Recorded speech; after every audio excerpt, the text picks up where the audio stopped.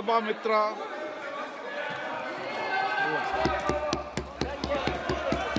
Srimati Mahaba Moitra. Thank you. Honorable Speaker, sir, my esteemed colleagues in the 18th Lok Sabha, I stand here on behalf of my party. Mr. Prime Minister, Honorable Prime Minister, I would really request you, since you've been here for the better half of 1 hour, ये भी सुनते हुए जाइए sir, डरिए मत sir, डरिए मत, 2 बार आ गए sir. You came to my area twice during the campaign, sir. आज तो सुन के जाइए sir. Never mind, my bad luck. Honorable Speaker, sir, Rahul. Honorable Speaker, sir, my esteemed colleagues in this newly constituted 18th Lok Sabha, I stand here on behalf of my party, the All India Trinamool Congress. कोई बात नहीं, वो मेरे LOP है, वो already मुझे सुन चुके हैं, वो मेरे LOP है. Honorable Speaker, sir, my esteemed colleagues, in this 18th Lok Sabha, I stand here on behalf of my party, the All India Trinamool Congress, to speak on the Honorable President's address. The last time I stood here, sir, I was not allowed to speak. आप लोगों ने अरे let me finish. Dimple, let me finish. Guys, ignore. Let me finish. And जिसको जाना है, please जाइए, no problem. The last time I stood here, I was not allowed to speak. But the ruling party has paid a very heavy price for throttling the voice of one MP. मुझे बैठाने का चक्कर में जनता ने आपके 63 सदस्यों 63 जन को परमानेंटली बैठा दिया. You have gone down from 303 to 240. In my maiden speech in the Lok Sabha in June 2019, I spoke on the 7 signs of fascism that were taking over this country. 5 years to the date, on June 27, 2024, this House saw the unprecedented scene of the marshals welcoming the President of India, the Honorable President, with a Sengol in their hand. The Sengol is a symbol of the supreme authority of a monarch. It has no place in the temple of a constitutional democracy. But, Honorable Speaker, sir, it is understandable why this happened. Because the BJP has still not understood that their 303 brute majority, their Rajtantra, has been reduced to a 240-seat minority by the Loktantra. They are still living in the world of the Sengol. This sudden changed reality, this new reality, is yet to sink in for the treasury benches and especially for the speech writers of the Honorable President's address. The speech that the Honorable President read out, she said, the people of India have elected a stable government with a clear majority. Please do not embarrass the office of the President by using poorly edited cut and paste versions of old speeches. This is not a stable government. It depends on multiple allies with a history of U-turns. It has not got a simple majority. The BJP is 32 short of 272. It is going to be a very hard landing for the treasury benches, as was obvious today. This time, there are 234 warriors this time, firmly united, and we have walked through fire to walk through these doors, so you will not be able to shut us up this time the way you did last time.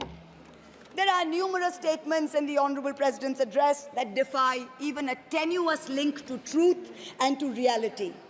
Like in my 2019 maiden speech when I spoke on 7 signs, today I have picked out 6 themes from the Honorable President's address, and I will analyze how each of them is an exercise in fallacy and exercise in untruth. The address covers many issues, but I have chosen 6 themes. The first theme, the Northeast. The Honorable President's address says that the government has increased allocation for the Northeast by 4 times, has worked for increased and lasting peace in the area. Now, I have one question. Why is the word Manipur nowhere in the speech? Why do we refer to the generic Northeast? During the Lok Sabha campaign, the BJP, the ruling party, the Honorable Prime Minister mentioned many words beginning with the letter M. Musalman, Mullah, Madrasa, Mughal, Mutton, Machli, Mujra, Mangal Sutra, but not once did they mention Manipur. We don't need to act east. The government says we want to act east. We don't need you to act east. Look east, walk east, and most important, embrace east. I stand here for my brothers and sisters of Manipur, and I quote the revolutionary poet Pablo Neruda. One morning the bonfires leapt out of the earth. One morning the bonfires leapt out of the earth, devouring human beings. And from then on, the fire. From then on, blood.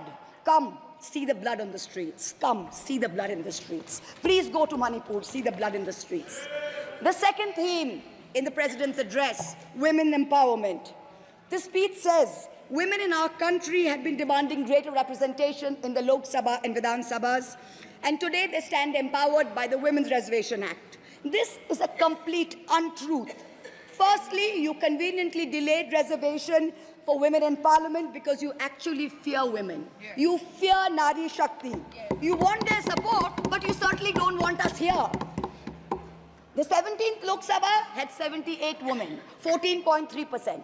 The 18th Lok Sabha, this Lok Sabha, has only 74 women. Shame. 4 women less than last time, only 13.6%. The ruling party, the BJP, had called a special session to bring in the Women's Reservation Bill. They have got a shameful 30 women MPs out of 240, only 12.5%. It is only Mamata Banerjee's Trinamool Congress that in 2019 had 37%, and even this time has got 38%. The President's address talks of a comprehensive campaign by the government to enrich and make 3 crore women Lakpati Didis. All that we have seen so far is a far more comprehensive campaign to make 1 Arabpati Dada. I'm sure I don't need to take his name in this house. I'm sure we all know who we are talking about. The third theme, Kashmir. The address mentions that after decades of shutdowns and strikes, the Kashmir Valley has voted in an atmosphere of stability and security.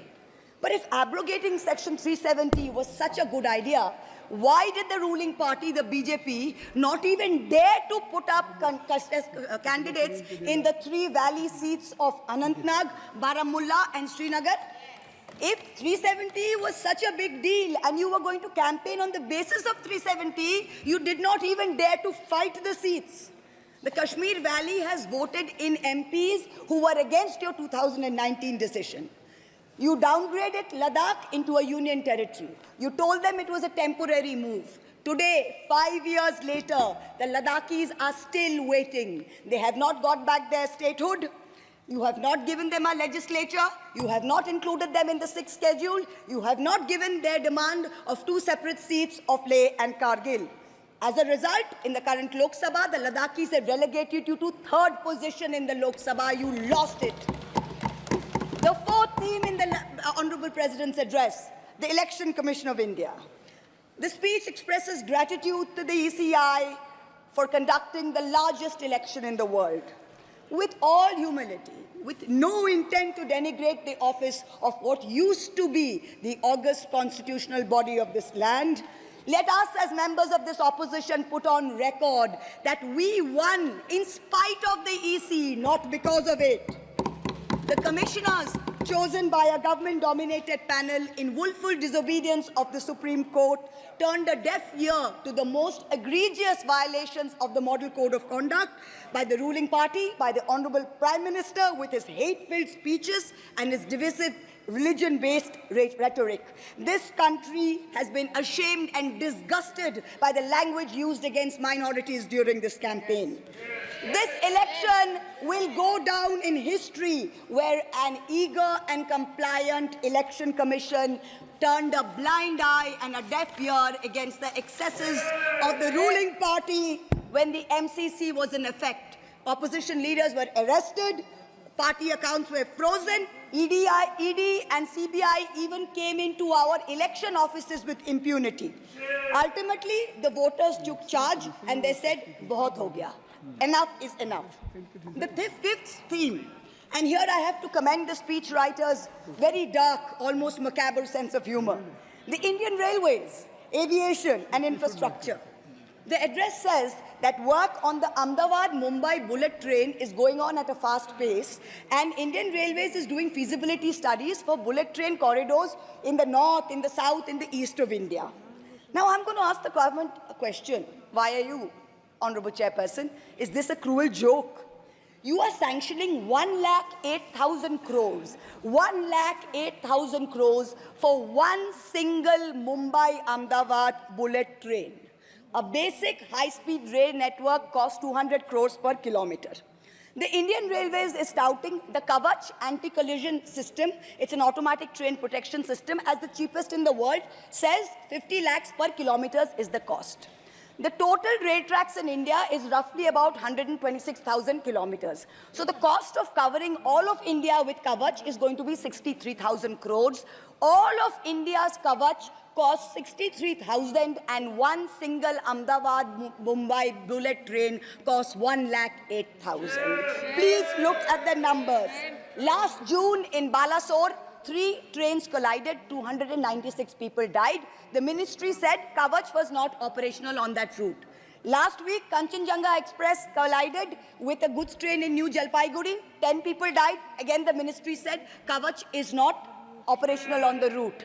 The Economic Times had a survey which said at the current level of funding, it will take 50 years for all of India to be covered under Kavach. And you're telling us about bullet trains.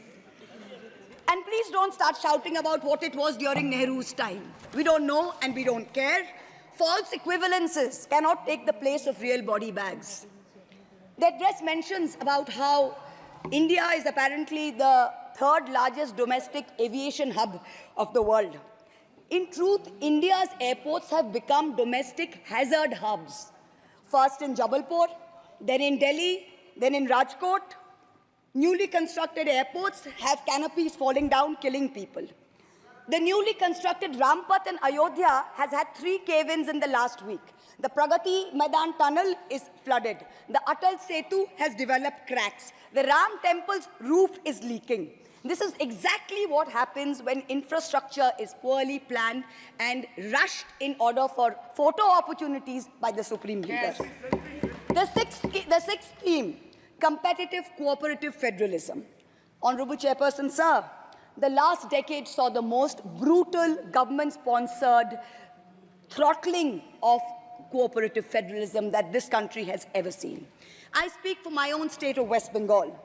The centre has withheld 7,000 crores in Manrega funds. 17 lakh households have been deprived for work already done. It has held back 8,200 crores under the rural housing scheme, over 11 lakh houses sanctioned but not paid. Another 1,000 crores has been held back in pension and PMGSY. A total of 16,000 crores. When we went to meet the Rural Development Minister, we were dragged out by the Delhi police and bundled into prison vans. Last week, as a delegation, we went to meet with Atishi of the AAP, who was on hunger strike. Look at what is happening in the AAP government in Delhi today. The Aam Aadmi is in power in Delhi. There was a 1994 water sharing agreement which mandated Haryana to release 613 million gallons of water per day to Delhi. Haryana is run by the BJP government, and they have reneged on this agreement. They are releasing 100 million gallons less per day, as a result of which 28 lakh people in Delhi are having to go without water per day. This government's competitive cooperative federalism seems to be an exercise in how to compete on how to choke opposition-run states. भैया हमको बैठाना आप पे बहुत भारी पड़ा, हमको मत बिठाइए, बहुत भारी पड़ा आप पे, बहुत भारी पड़ा. The government spent the past 5 years. Honourable member, kindly address to the chair. The government spent the first 5 years in almost perfecting an elected autocracy. And by the end of 2023, this government had reached the pinnacle of their arrogance. where this parliamentary democracy was replaced by a monstrous super cult, the cult of the supreme leader, the non-biological leader born of the Paramatma, who stood in this house and proclaimed, "Ab ke baar 400 par, and ek akela kitno pe bhari pada." This was the turning point. This was the turning point when the destiny of the ruling party changed. Whether in Greek mythology, whether in Indian mythology, if you act with arrogance towards the gods, you will be punished. We have 33,000 gods in India. But in our democracy, the most supreme of them is the Gana Devata, the Lord of the people, and they have punished you. You may have formed a government again, but yours is a Pyrrhic victory, a victory which inflicts such a devastating toll on the victor that it is tantamount to a defeat. In Bengal, the supreme leader started his Vijay Sankalp Yatra on March 1st in the constituency of Arambagh, then came to Krishnanagar, then came to Barasat, ended on May 29th in Calcutta. मेरे ऊपर तो विशेष कृपा की उन्होंने दो बार आए. The BJP lost all these seats. The Honorable Prime Minister did 23 campaign meetings in Bengal and lost in 20 seats. In Maharashtra, the Honorable Prime Minister campaigned in 18 seats. The NDA lost in 15 of them. Ek akela kitno pe bhari pada. In Punjab, he campaigned in Hoshiarpur, in Jalandhar, in Patiala, in Gurdaspur. The BJP all lost all the 4 seats. Ek akela kitno pe bhari pada. In Rajasthan, he campaigned at Banswara with the most disgraceful references to Muslims. In outright violation of the law, the EC kept quiet. Not only did the BJP lose Banswara by over 2 lakh votes, the BJP, which had won 25 on 25 in 2019 and won the state government only months ago, came down to 14 seats. Ek akela kitno pe bhari pada. 3 states, Uttar Pradesh, Maharashtra and Bengal, account for 170 seats. That is exactly 1/3 of India. The BJP won in only 54 of them. Ek akela kitno pe bhari pada. In 2019, the Prime Minister, the Honorable Prime Minister, had taunted the now leader of the opposition by saying that he must have used a microscope to find that one single seat in India where the minority were in majority. Honorable Chairperson, sir, it is so ironic that today the majority needed no microscope to turn the BJP into a minority. जहाँ भी majority है, वहीं आप ही minority बन गए. आप तो घुस-घुस के मारने वाले थे ना, इस बार तो जनता ने घुस-घुस के मार दिया. The treasury benches have always claimed that the opposition lacked in hard work and in merit. We are all part of a Parivarvad. We are dynasts. Whereas they are proud to be part of a meritocracy. They are proud to be part of a Modi ka parivar.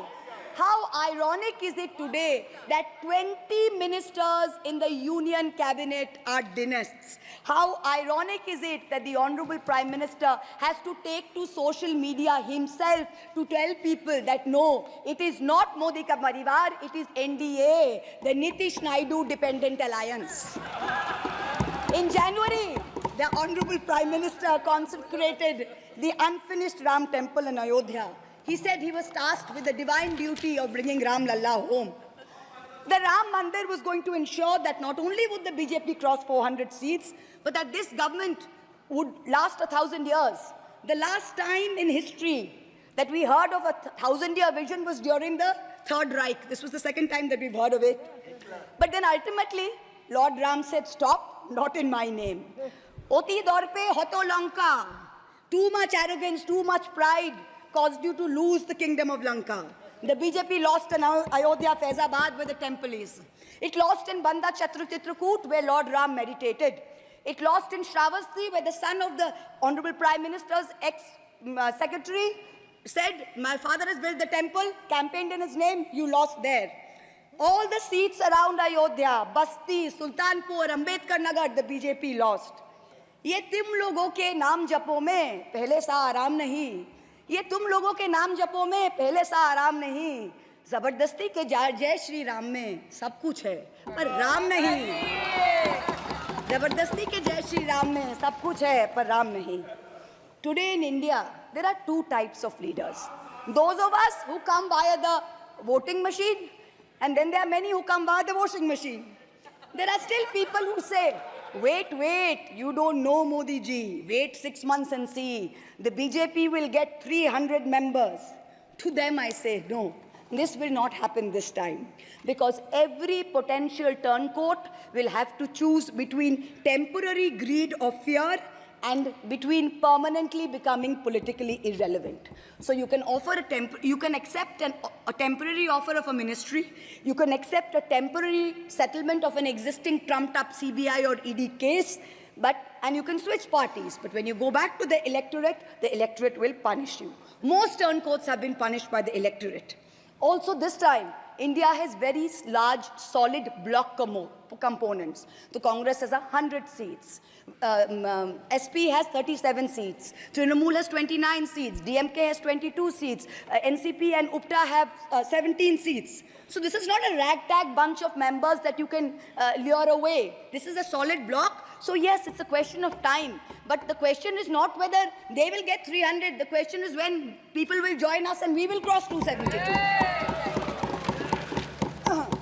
The ruling party's politics have always been along the lines of religious hate and ethnic divisiveness. But even at the height of their power, when they got 303 seats, 1 out of 2 Hindus had not voted for the BJP. This time, even in their core Hindi heartland, their core voters have deserted them. The Muslims in India, over 250 of them, called infiltrators, called terrorists in the land of their birth, waited silently, patiently, and bided their time. And in one voice during this election, in every state, they stood up and they told the government, and I quote the poet Puneet Sharma, "Hindustan se mera seedha rishta hai. Tum kaun ho be? Tum kaun ho be? Kyun batlau tumko? Kitna gehra hai?" The Dalits, whom the BJP paid lip service to for so many years, realized that even the talk of 400 seats meant that Baba Saheb Ambedkar's constitution was in danger, and they deserted the party. The Marathas, whom the BJP coalition had tried so desperately to woo, realized that their promises were worth nothing. The BJP and its allies lost 7 out of 8 seats in Marathwad. The Jats, the careers of their youth at risk with this ill-conceived Agniveer scheme, their farming livelihoods threatened, their female wrestlers manhandled. They vented their ire at the ballot box. Ultimately, it was the BJP's policies of exclusion, not inclusion. You wanted to exclude everybody, and that was your undoing. You didn't need Muslims. You trampled on Dalits. You ignored farmers. You ignored Jats. You marginalized Kashmiris. Well, they consolidated their voice during this election pan-India, and today they don't need you. That's the message they've given you during this election. ये देश ही अपना हासिल है जहां राम प्रसाद भी बिस्मिल है. मिट्टी को कैसे बांटोगे? सबका ही खून तो शामिल है. That's what they said. You can't divide us. You can't do it anymore. This new India, this new frame of reference is going to be very hard for a lot of interest groups.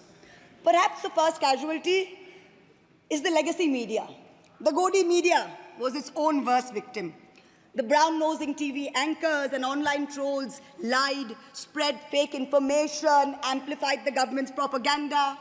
So-called psephologists who actually had printing contracts from the government of India were on TV 24/7 acting like the election was a done deal. There was no need for voting. The BJP had already won.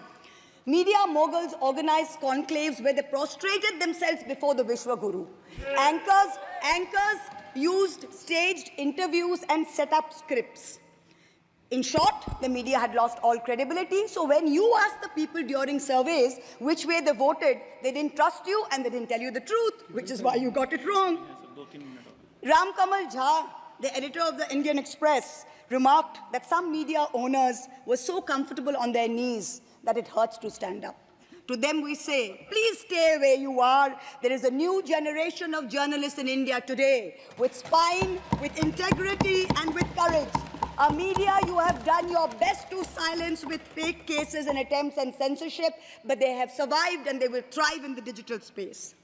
I will also touch upon another pillar in our democracy, the judiciary. 2 days ago, the Honorable Chief Justice of India, while on a visit to Calcutta, remarked that judges were not deities. They are here to dispense justice with compassion. Just as one can't be partly pregnant, you are either are or you're not, justice and democracy too must be absolute. They cannot partly be in effect. The retirement age for High Court justices is 62, and the retirement age for Supreme Court judges is 65. Now, this has unfortunately contributed to High Court judges kowtowing to the Supreme Court Collegium and to the government for a last-minute elevation to be able to serve for 3 more years and then qualify for further sinecures, such as the head of the Lokpal, the head of the National Human Rights Commission, chairman of various tribunals. It has come to such a state that opposition leaders framed in politically motivated cases are denied and bail and denied justice simply because judges are even scared to touch their case for fear of offending the government. Today I say, the poorest people in India who have perhaps the most to lose from offending the government in power, they have shown spine and risen to the occasion. Your lords and ladyships, heed thy inner voice, have a spine, rise to the occasion. 7 months ago, on the 8th of December, this house was transformed into a Kurusabha, presided over by a blind Dhritarashtra, where Dushrasan Darbaris made every attempt to disrobe Draupadi. The ethics committee that voted to recommend my expulsion on the 9th of November, they voted 6-4, had 10 members and 1 chairperson. Of the 5 Lok Sabha members from the BJP, 4 have not returned to the House. The chairperson, a BJP member, has also not returned. The Congress turncoat from Punjab who voted against has also not returned. The BJP lady MP from Maharashtra who started the debate in the House on behalf of the BJP has also lost. Much like Lord Krishna protected Draupadi, the people of Krishnanagar have protected me. In the last year, a lot of people look at me and say, oh, Mahua, you must have lost a lot. You lost your membership, you lost your house. And by the way, I also lost my uterus due to a surgery. But you know what I gained? I gained what Rahulji said, the freedom from fear. I do not fear you. I will see the end of you. We will see the end of you. Your ED, your CBI, your income tax, your trolls, your media, your bought-out judges, nobody can scare us. The people of India are patient. They will wait patiently for this government to fall. And I hope that whoever writes the next speech for the Honorable President of India will give her the respect and the honor due by not filling it with falsity. This government has dishonored the office of the President by giving her a script that is full of lies. We wait, and the people of India wait, for the restoration of her honor and for the honor of her august office. It is in this hope that I bow my head to the holiest of our books in its 75th year of adoption. Hail the Constitution, Joy Sangvidhan. Thank you.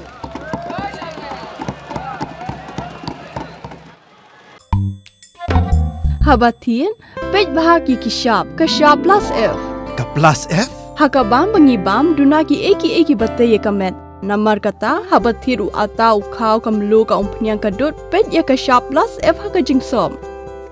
Yaki nutrient kumki vitamin bat ka iron la icon diat bat ka bathau bha kam khta ai ka dur jingki mar bam ka jing mat lani ka rukom shed yaki balehi banai kita ka don ka we ka jing mentoy ba kongsan ka kot ka khia ka nutrition ba kham bha ka jing im ba kham bha pendon kam daki mar bam madon ka sharp plus F menta kasni Lawan Ra Shafi Lingba ko office jong Commissionerate of Food Safety Meghalaya